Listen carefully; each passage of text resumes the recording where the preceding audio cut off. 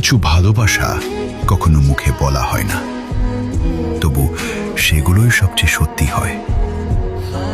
আমি কোনো অভিযোগ রেখে যেতে চাইনি, শুধু চেয়েছিলাম কেউ একবার আমার নীরবতাটা বুঝুক। ভাগ্য কখনো কখনো এমন গল্প লিখে যেখানে ভালোবাসা থেকেও একসাথে থাকা হয় না। যার অপেক্ষায় হৃদয় বাঁচে, সে না এলে সময়ও এক সময় থেমে যায়। আমি স্বপ্ন দেখেছিলাম একটি শান্ত জীবনের, কিন্তু সেই স্বপ্নটাও নীরব রাতের মতো হারিয়ে গেল। কিছু মানুষ জীবনে খুব অল্প সময় থাকে, তবুও তারা সারা জীবনের স্মৃতি হয়ে যায়। ভালোবাসার সবচেয়ে বড় কষ্ট বিচ্ছেদ নয়, অপূর্ণ থেকে যাওয়া। হৃদয়ের কিছু অনুভূতি শব্দে বলা যায় না, শুধু চোখের নীরবতায় লুকিয়ে থাকে।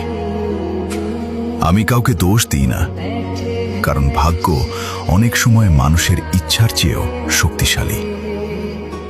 যদি আরেকটি জীবন পেতাম, শুধু একটি সাধারণ সুখের গল্পই লিখতে চাইতাম।